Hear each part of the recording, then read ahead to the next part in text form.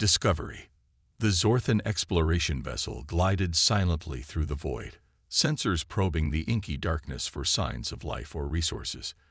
Captain Zyloth stared pensively at the viewscreen, his thick brow furrowed in concentration. Countless systems had yielded little of interest on this expedition. Until now. Captain, we're picking up anomalous readings from the third planet in this uncharted system. Science Officer Vortex reported, her slender fingers dancing across the control panel.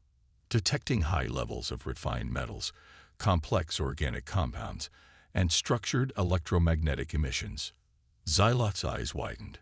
Signs of advanced civilization. Out here. He leaned forward, peering at the blue-green world on the screen. Hail them, all frequencies and languages. Moments later, a strange but undeniably sapient creature appeared on the viewscreen. It had pinkish skin, small eyes, and an unruly patch of fur on its head. Zyloth recoiled slightly in surprise. The alien spoke, its translator module rendering the words into flawless Zorthan. Greetings, travelers from beyond the stars. I am Ambassador Stevens of Earth, representing the United Nations of Humanity. Welcome to our system. Zyloth gathered his wits and replied formally. I am Captain Zyloth of the Zorthan Expeditionary Fleet.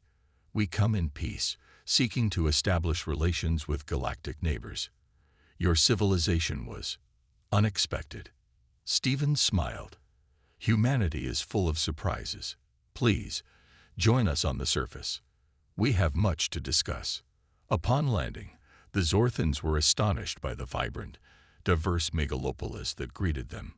Towering skyscrapers of glass and steel pierced the clouds, while lush green parks and shimmering waterways wove between them.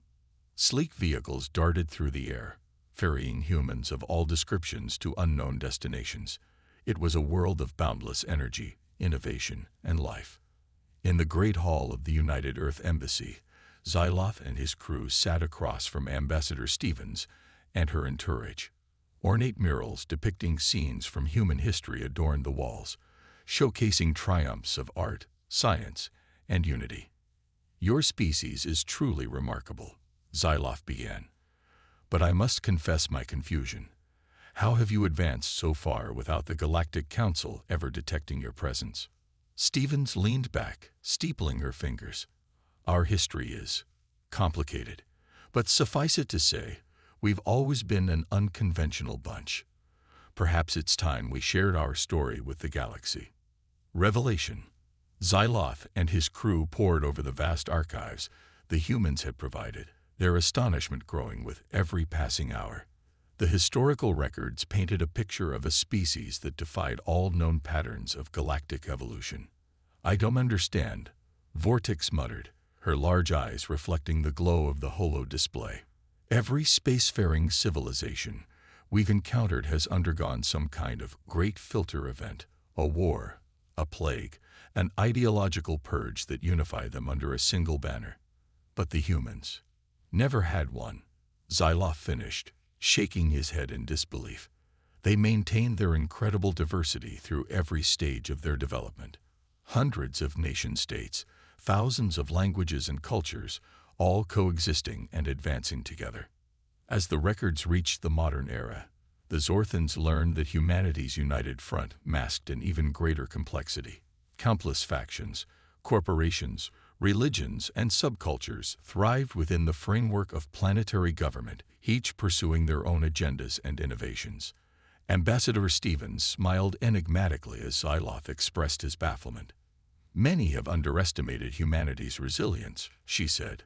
We've always found strength in our differences. Our diversity is our greatest asset. Further revelations followed. Not only had humanity avoided major internal conflict, but they had already begun spreading beyond their home system. Robotic probes had been dispatched to nearby stars, followed by manned expeditions and the establishment of fledgling colonies. Most shockingly, humanity had made first contact with several other spacefaring species, forging alliances and trade agreements without the knowledge of the Galactic Council. Zyloth's head swam with the implications. Humanity was an emerging power in the galaxy, one that played by its own rules. And as he looked out over the gleaming spires of the Earth City, he couldn't help but wonder what the future held for this most unusual of species. Confrontation. The skies over Earth burned as 1,000 alien warships descended from orbit, their hulls emblazoned with the cruel sigil of the Korthax Dominion.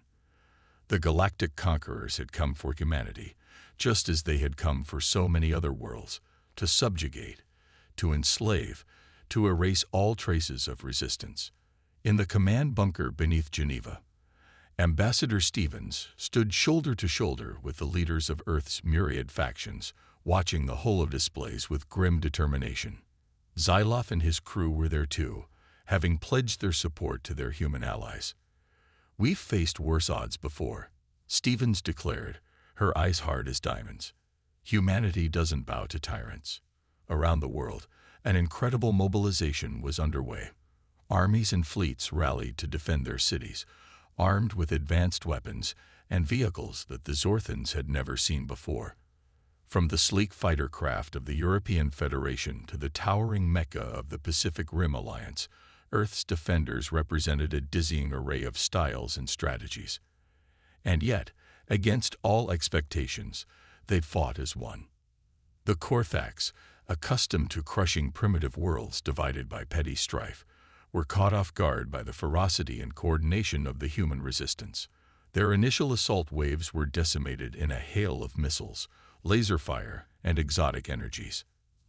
Xyloth watched in awe as a human strike force infiltrated a Korthax dreadnought, their powered exoskeletons and grav boots allowing them to outmaneuver the ship's defenses. Led by a daring commander known only as Sparta, they captured the vessel's bridge and turned its fearsome armament against the invading fleet. "Incredible," Vortex breathed, monitoring the battle from the command bunker. "I've never seen tactics like these.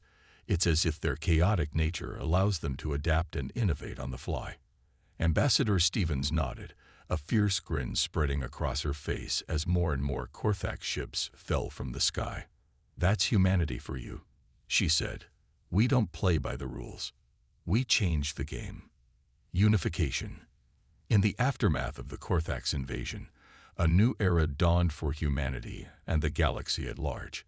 The once disparate factions of Earth, having fought side by side against a common foe, found themselves more united than ever before. While still maintaining their cherished diversity, they formed a powerful coalition government to coordinate defense, diplomacy, and exploration on a galactic scale. At the same time, humanity's bonds with their alien allies grew stronger. The Zorthans, along with the other species that had sided with Earth, were welcomed into a grand alliance of free worlds. Technology and culture flowed freely between member species, each learning from the other's unique perspectives and innovations. Xyloth found himself at the forefront of this great exchange, working closely with human scientists to unlock the secrets of advanced propulsion, energy production, and more. But as much as he admired humanity's technical prowess, he couldn't shake a lingering question about their true nature. "There's something different about them," he confided to Vortex one evening, as they watched the sunset over a newly built human Zorthan research facility. "It's as if they possess a kind of inner fire, a spirit that drives them to exceed all limitations." Vortex nodded thoughtfully. "I've been analyzing some of their biological and neurological scans," she said, "and I've noticed an anomalous psionic resonance, far stronger than anything we've encountered before. It seems to be amplified when they cooperate or work towards a common goal." Xyloth's eyes widened. A collective psionic power. Could that be the source of their uncanny abilities? Perhaps, Vortex mused, but I suspect it's more than that. This resonance, this human spirit, I believe it's the key to their potential. And if we can learn to harness it ourselves.